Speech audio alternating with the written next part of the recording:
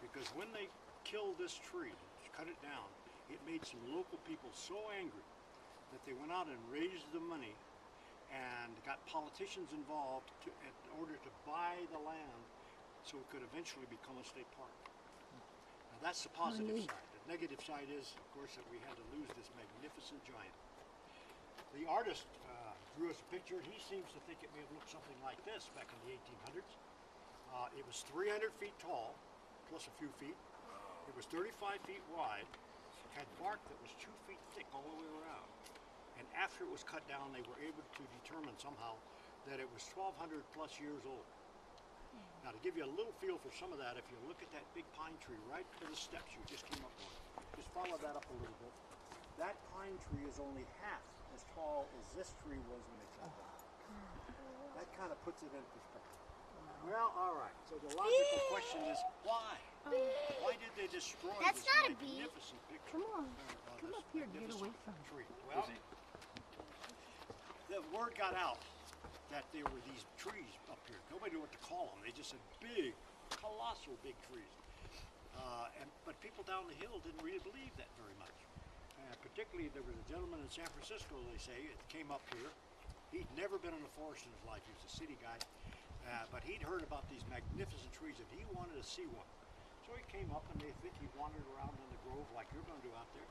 And then he came to this tree and he walked around it a couple of times. Maybe stood and tried to look up all the way to the top of it.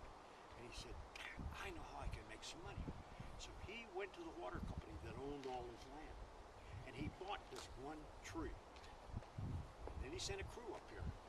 And he said, take the bark off. Well, now it's 2 feet thick. But they went all the way around this 50-foot pieces, took them back to San Francisco, put them together like a giant display, a big puzzle. And they put them together and they were charging people to come and see. His words were, come and see the most beautiful tree in the world. Well, we think that somebody who understood trees walked in there early on and said, whoa, wait a minute, sir, excuse me. But biggest, most beautiful tree in the world. He said, oh yes. Well, where did you get it? Well, up in the mountains. You did what? You killed the biggest, most beautiful tree in the world to make an exhibit out of it? And he said, no. I didn't kill it. It's still standing right where we left it. What he didn't know was that on all trees, living trees, between the wood and the bark, there's a thin living layer called a cadmium layer. And that's what carries the food and the moisture up the tree so the tree will continue to grow. If you girdle a tree, even that much, all the way around the tree, that tree's going to starve to death because it can't get things it needs. So now he's got a problem. He can now visualize 300 feet of dead wood standing right here. And he was afraid somebody might put his own name on it. And he sure didn't want that. So he sent the crew back up with orders in June of 1853, cut it down. Cut it down in 1853. What are you going to cut it down with? Well, they went to the water company. And apparently that's, back in those days, that's how the water company worked. They went out here and they cut down firs and pine trees about this big around, cut them into chunks, and hollowed them out with this thing called an auger, and then they put them together and took the water anywhere they wanted to go with it. And so they borrowed this auger tool, and look what they did with it. Took 21 guys, 5 days, working 12 and 14 hours a day on this big tool to make all of those marks in there. And when they got it done after 21 days, it wouldn't come down. It stood there. It was so perfect. Well, they never saw it fall. They heard it, and you can bet they felt it when it hit the ground like an earthquake. And we think that maybe just like we just had a little puff of wind go through here, we think maybe at 300 feet, a gust of wind did the job man couldn't do. Makes sense. Well, once it was on the ground, the locals could care less about the log because this is terrible wood. You can't build with it because it's too brittle. It doesn't burn well enough. You know, it's not hardly worth harvesting. But the locals looked at this and said, hey, you know, if we could smooth this all out. They didn't have patches and they didn't have potholes. If we could smooth this out real good, we can put all kinds of things up here on a natural stage in this beautiful atmosphere. So they smoothed it out. They say they had dances. I don't think they had that many dancers at one time. That's a little dangerous, but they did have dances. They had church services on Sunday. They had political meetings up here. They had bands and they had theatrical events. And it really got a lot of use by the local people. In fact, so much that they finally built ladders to allow the visitors to get up on the big log and get their picture taken, that sort of thing. Then this guy showed up. He's kind of a story all by himself. He came in, he didn't care about the stump, but he looked at that log. And he thought, now if I go out on that log and I cut halfway down and smooth it out real good, he said, I can build a 2-lane bowling alley and a beer garden. That's what he did.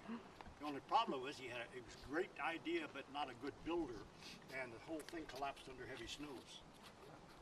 This picture is kind of interesting. It took on a whole new meaning for me recently. I've been doing this stump thing for, I don't know, 10 years maybe. And I've always said, well, it's a beautiful piece of artwork, and it shows you what the area may have looked like. But just recently, we realized this artist was trying to tell us something important.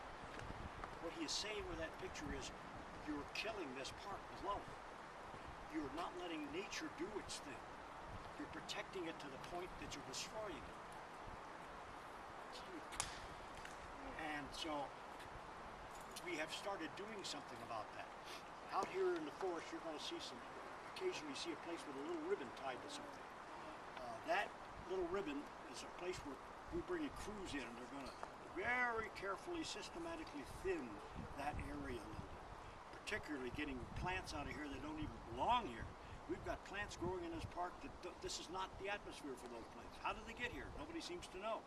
I'm sure they didn't plant them, but we want to get this opened up again, like he shows there, where you could see off in the distance. And then one of the rangers was up here with me recently, and he said, yeah, he said, Raymond, look out there. What do you see? I looked around and I said, oh, I see a lot of stuff growing. And he said, yes, you do. And he said, think about this. Anything green that you can see is in direct conflict and of everything else you see that's green. I said, I don't understand. He said, everything out there is competing for the moisture in the soil, for the minerals in the soil, for the sunlight that can't get in anymore. He said, back in the early days, it's known for a fact that this place had a forest fire go through here about every year. And if it didn't go through naturally, the local Indian tribes would set it, because they needed to get this stuff out of here and allow things to grow that they needed for food and for their particular lifestyle. And he said, we don't do that anymore. If anything hits the ground, it stays there. We don't allow it to leave for any reason. And so that's why we're bringing in these crews. We hope someday to get the park looking back, maybe at what it was in about the early 1900s, where you could stand and appreciate what you're seeing, so it's not just a wall of green. Yes? Didn't I hear one time that the seeds need fire to germinate? Well, now that's an like interesting comment, because it's yes and no. It isn't the seeds that need it. Cones? It's what I'm talking about, the ground cover. You see, the seeds get down unless they get sunlight and just unless they get enough moisture, they won't grow. And the thing that causes them to open can be heat, but it also destroys the vegetation around it to allow the little seeds, which a cone, that's by the way is the biggest cone off the biggest tree in the world. They don't get any bigger than that, and there could be up to 300 seeds in that little cone. And when it comes down, it's solid green. You may even see some out there. And then if it lays there for a while, it will open up, whether they have a fire or not. We've got some out there opening up right now. But the seeds won't germinate because they're not getting any sunlight anymore. They're not getting enough moisture anymore. They're in direct competition with everything else. But the fire was important in the life of the redwood trees. It really was. Anyway, he's trying to show us here, he did it artistically anyway. He showed a beautiful intercontinental hotel that used to be up here where the parking lot is now. That was a beauty. And it also showed a little building. Yeah, you want to sit down? Sure. I bring that chair and I almost never sit in it. Just a few minutes. Yeah. He shows a little tiny building way over on the far side of that picture, which is this building was built right on this stump. Now it's great because the locals could Yeah, don't get caught in the hole. The locals could now use it year-round. They didn't worry about the weather. The nice thing that I like about it is they could now use it for young people's events, birthday parties, and that sort of thing, because they didn't have to worry about them falling off. And so it got a lot of good use until the snow crushed it in 1934. But the last 2 years that this building existed, it was a one-room public school. Can you imagine when you grow up and you're off somewhere and somebody says, "Where'd you go to school?" And you smile and say, "On a stump." Now that covers most of the stump thing. I just showed you that cone. This, by the way, the big cone, that a lot of people mistake for redwood, is actually a sugar pine, which is like the pine tree that's right beside the steps. What kind of tree was this? I beg pardon? What kind of tree was this? It was a giant redwood. This was a redwood? Yes, it was a giant sequoia redwood. Oh yeah. And it was the giant. It was the biggest tree in this whole forest. Just walk. And I think I told you they figured after they cut it down, it was probably 1,200 plus years old. But I thought Good redwood shame. was good wood for building things, because you said that this was not a... Did what? I thought redwood was good for building. Well, the coast redwood Oh, is. okay, You know, we have two sequoia. kinds of redwood in California. We have the coast redwood. In fact, let me show you a picture. I think you'll find this kind of interesting. I saw this in the store recently, and right down here on the bottom, right by my thumb, there's a little picture, little tiny black dot. And as you look at that, you say, "Whoa, wait a minute, that represents me," compared to all these other things. Well, the giant sequoias, which you're going to see here, is this one here. And this other one, the tallest of all the redwoods, is the coast redwood. And that's the one they use for lumber and that sort of thing. And the beauty of the coast redwood is that if you cut one down, the roots will sprout and send up more coast redwoods. If you cut one of these down, they'll only grow from seed. And so when you cut it down, it's gone. You've lost it completely. But I thought the comparisons in size on there were kind of interesting. Because they're dense, isn't it? People always think that the red A couple of things. Just last December, the National Geographic came out with this edition. Not gonna bother you. It's available now in most public libraries, and on website, they're still selling it, but it has the most wonderful, wonderful story about the giant redwoods, and shows pictures of people climbing the darn things. There's one picture here I want to show you. I'm wearing it out by opening it up, but Wow. that is in fact the biggest tree in the world. That's Is the that the one General down by Sherman? Yosemite. And look at the very top. You see the guy up there in the red jacket or something? Oh, yeah. In the very top of that. This is the first time that human beings had ever climbed to the top of a redwood tree, because they've been so hard to get up there. In fact, I've watched a lot of lumbering and that sort of thing around here. And you know how it is. They have spurs on their feet. They have belts or ropes or something to go around the tree. Come on, let's go. And can you imagine, the first time somebody told me about that, I looked at this and I thought, how'd they get a rope around this thing? How could you climb it? Well, apparently what they did down there is they used crossbow, and they attached to the arrow a cable. And they stood down there and pow, up over a limb. And I'm not a climber, but some of the young people who come up tell me they now make spurs, things for your feet and for your hands. So if you've got two cables, you can walk up almost like walking up a ladder. And so that's what they did. They walked up to the first limb that they could reach, and they took it and fired it again, bam, until they finally got to the very top. And it was kind of fascinating to hear the story. One other thing I want to call to your attention, I hope you picked one of these up coming down. If you didn't, there's still some in a metal box on the way down the North Trail. They don't pay me for selling these things, but the reason I mention it, the trail is numbered. And every time you see a number, you can read what you're looking at. And 50 cents, I think, is worth that. And so you might want to stop at the box and pick one up. It's got the whole trail on the back of it. The trail, as you probably know, is 1.5 miles long, very level, very easy walking, lots of benches to stop and sit on. I love the benches, by the way. They're not typical bench like this. They're like this.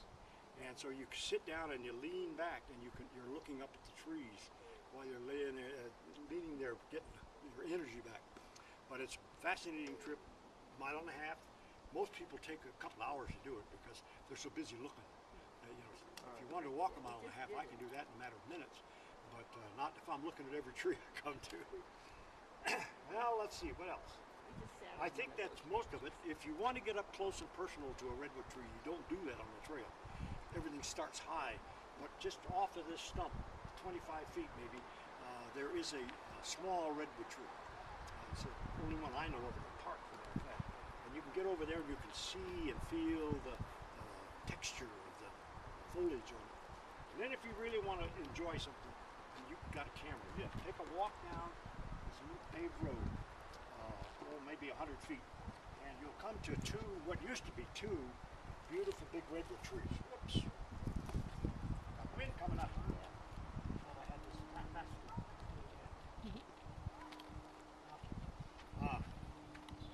these two trees, the leaning tree here in the picture fell down. It's right alongside the creek. The other one is still standing, has a big burn scar on it, so you'll recognize it. What a great spot to take a picture, because you put somebody in front of that tree, back off a little ways and take their picture, and they'll appear about this tall in there because that tree is so big. The human being looks about this, like in that picture in there. So it's worth the walk down there, I think. And then you don't come back around this way. You cut across behind this big chunk of wood, and you're right on the North Trail. So you're not wasting a whole lot of time. No, we already did the North Trail, so. Oh, did you? Yeah. Oh, all right. Well, then just glance at this. It really is worth taking a picture now. That's why I smiled when you talked about the laid back seat. We were sitting there Oh, laying yeah. back and looking up at the tree. Oh, I love It was this. beautiful. Well, Very- have a good day. Thank Thank you you. for stopping. You answered a lot of questions I had. Well, A wonderful. lot of people are mixed up between redwood and sequoia, like they're two totally different trees, but they're both redwood. I got a They're bee both on me. I redwoods, tried to and bite you know me. there's a third redwood now Right. in the world. Where's that? It's called the Dawn redwood. It's in China. Oh my. 40 years ago, they discovered this. They thought it was gone, and it totally gone. But then they discovered it, and in fact, the story they tell is funny because they sent some saplings over here, little ones, and they gave them to the university to grow in the lab. And they got these growing, and then in the fall of the year, October or sometime, they died. And they said, "Oh, in the lab, we were taking good care of it. Can you send us some more?" So the more came over. And the next year, in the fall of the year, those two died. Well, they finally discovered that while our trees are evergreens, that redwood is not. And it loses its needles in the wintertime, but they all come back again in the spring. So it's kind of a fascinating thing. So we've got the three kinds. The coast redwood is the tallest of all of them. This tree is the most massive, the biggest. And the one in China, they tell me, is the bushiest. It has a lot more limbs and that sort of thing. But anyway, so Very enjoy your walk. interesting. Yeah, What's left of it. Yeah. Very interesting. Thank you for coming by. Thank you. Come back and stay often. Not too longer.